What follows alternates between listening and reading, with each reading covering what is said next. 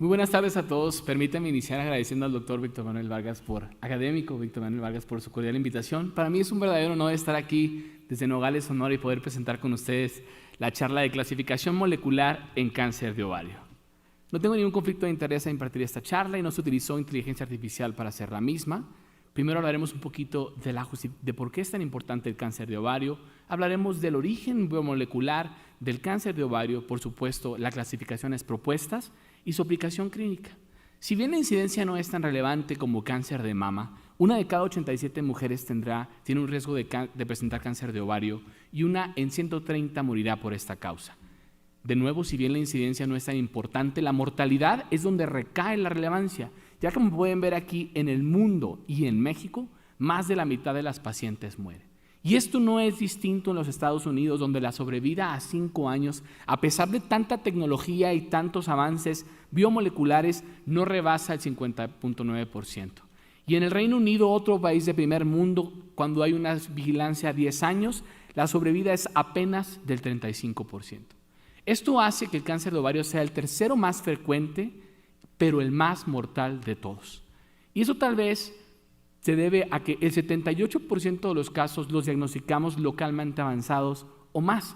Y es por eso que la biología molecular en la actualidad promete ayudarnos a solventar este problema de mortalidad tan alto en pacientes localmente avanzados o metastásicos.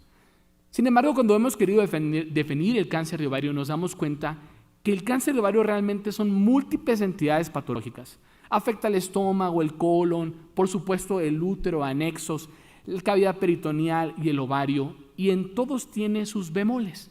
Pero además la histopatología es bastante compleja. Sin embargo, para fines de clasificación molecular se han utilizado los más frecuentes. El cistoadenocarcinoma seroso, que representa el 30% de los cánceres de ovario, en este caso epiteliales. Se definía en biología molecular el modelo idealístico, donde una lesión precursora de cistoadenoma con algunas mutaciones pequeñas generaba un borderline tumor o una premaligno, después un carcinoma de bajo grado, posteriormente ante una mutación de novo de P53, la evolución a un carcinoma de alto grado, y en la actualidad conocemos que una mutación de novo de P53 es capaz de forma directa evolucionar a un carcinoma de alto grado. Y es así como se ha determinado que puede originarse no solo del ovario, sino también de la fimbria, por una endosalpingiosis, mutación de P53 y generación del cáncer, o lesiones premalignas o precursoras dependiendo del tipo histológico del mismo. Y es por eso que se ha confirmado con que la salpingectomía y OTB ha reducido aproximadamente el 40% de los casos en estudios observacionales. Si bien no es el estudio ideal para resolver esta pregunta, hemos determinado que hay una secuencia de novo por mutación de P53, donde una inflamación crónica de la trompa hace una lesión premaligna, después una de la trompa y finalmente un cáncer invasor. Tomando esto en cuenta, los investigadores se han dado la tarea de tratar de clasificar de forma molecular el cáncer de ovario, pero por supuesto que es una tarea titánica. El Cancer Genome Atlas Program de los Estados Unidos, que se ha convertido más en un esfuerzo mundial, incluyó los cánceres más comunes y más mortales y hizo una secuenciación de exoma, secuenciación de DNA completo, secuenciación proteico, total, todos los tipos de maneras de analizar, incluso epigenómica y análisis de proteínas, y salieron las características que más se ven presentes en los cánceres de ovario. Y fue así como un grupo australiano se atrevió a decir que había manera de forma metodológica y estadística de agrupar las condiciones biomoleculares características de un cáncer de ovario. Y ahí determinó que había 4 tipos que caracterizaban a los cánceres de ovario de alto grado.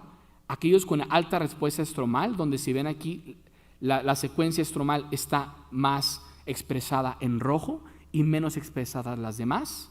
La secuencia inmunoreactiva, que de nuevo está presente la inmunoreacción en C2. La baja respuesta estromal, que de nuevo está en verde porque no hay una expresión menor que el grupo control. Y finalmente aquella mesenquimal, donde hay una expresión en la signature o secuenciación mesenquimales. Pero además este grupo se dio la tarea, grupos agregados a nivel mundial se dieron la tarea de validar esos resultados. Y fue así como utilizando 489 tumores piezas histopatológicas capaces de analizar el estudio genómico, se compararon con aquellos del grupo australiano y de nuevo confirmaron que había 4 tipos moleculares. El mesenquimal, que tenía una representación muy similar al grupo australiano, la inmunoreactiva, de nuevo, muy similar en su expresión génica, el diferenciado, de nuevo, muy similares, y finalmente el proliferativo. El problema más grande con esta clasificación o esta validación fue que utilizaron 1000 genes, y para fines de replicación a nivel mundial, la utilización de estas tecnologías con 1000 genes pueden ser complicadas. Y por eso otros grupos se dieron a la tarea de establecer el uso de 100 genes. De los más comunes estableceremos aquellos de forma estadística por agrupación secuencial, utilizando algo que se llama medidas de K, o otros grupos usaron algo que se llama factorización de matriz no negativa, y se dieron cuenta que 100 genes son suficientes para establecer las mismas pautas. Estos genes, además, subclasificados según cómo le fue a la paciente entre buen pronóstico y mal pronóstico. Pero además, fueron los primeros en darse la tarea de ir a un poquito más allá y decirnos, ¿qué tal nos va a ir? Muy bien. Si nosotros tenemos a una paciente que tiene los genes de buen pronóstico, pues evidentemente tendrá una mayor sobrevida. Pero si además lo subdividimos en tipo submolecular, nos damos cuenta que el mesenquimal es el de peor pronóstico y aquel inmunoreactivo el de mejor pronóstico. Si nos damos cuenta y subdividimos aún más entre subtipo molecular y si tiene genes de buen pronóstico o de mal pronóstico, de igual manera se ven con peores resultados aquellos que tienen genes de mal pronóstico con un subtipo mesenquimal. Y finalmente se dieron la tarea de decir, a ver, la citorreducción es lo mejor para cáncer de ovario, ¿verdad? Sí. ¿Cómo le va a los mesenquimales? Y aunque sí se demuestra que en aquellos donde hubo una citorreducción óptima le va mejor que en comparación con subóptima, si vemos aquí, la biología del tumor impacta más en el pronóstico de la paciente que nuestro esfuerzo quirúrgico, aunque por supuesto que está por validarse. Y fue así como la Clínica Mayo y otros grupos estadounidenses se dieron a la tarea de tratar de avanzar un poco más, y este grupo lo subdividió en 5. Mesenquimal, inmunoreactivo, proliferativo, diferenciado y antimesenquimal. Y dijeron, bueno, eso no es solo suficiente. ¿Qué fue lo padre de este estudio? Que utilizaron 2.103 muestras que están públicas, que están activas para que todo el mundo las pueda utilizar. Y de nuevo usaron los 100 genes más eficaces en su clasificación de un pool de 872 genes a estudiar. Y la última clasificación, que es esta, refleja lo siguiente.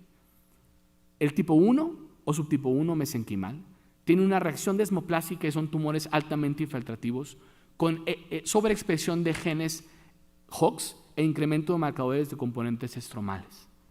La inmunoreactiva, que es la subtipo 2, linfocitos infiltrando rodeando el tejido maligno, que se ven expresiones, por supuesto, de citocinas de célula T y muchos receptores y ligandos que captan esas células T, como lo son los CXL11, los CXCL10 y CXCR3. El subtipo proliferativo, el S3-Pro, patrón de crecimiento sólido, que tiene además una expresión alta de factores de transcripción, que parece más una cuestión de proliferación celular, tiene baja expresión de marcadores tumorales y alta expresión de marcadores de proliferación.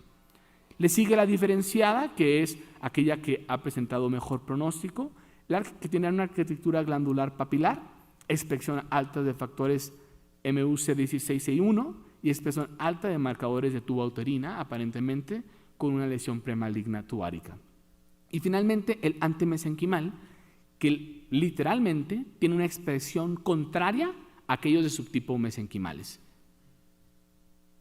Pero bueno, en cuanto al pronóstico de esta clasificación de nuevo mostró que aquellas mesenquimales son las de peor pronóstico y que las antimesenquimales, en este caso, es todavía mejor que las inmunológicas, con reacción inmunológica importante.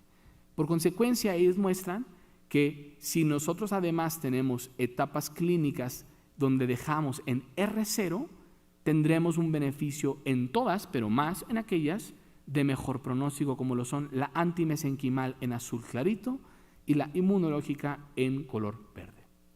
También si tenemos unas pacientes con menor de 1 centímetro de residual, nos damos cuenta que la inmunológica tiene un peor pronóstico, es decir, el esfuerzo quirúrgico en estas pacientes parece tener mejor resultados, y en aquellas que tienen un residual mayor de 2 centímetros realmente vuelve otra vez al patrón, digamos, normal. Las mesenquimales son de peor pronóstico, le siguen las demás, y la de mejor pronóstico es la antimesenquimal seguida de la inmunológica.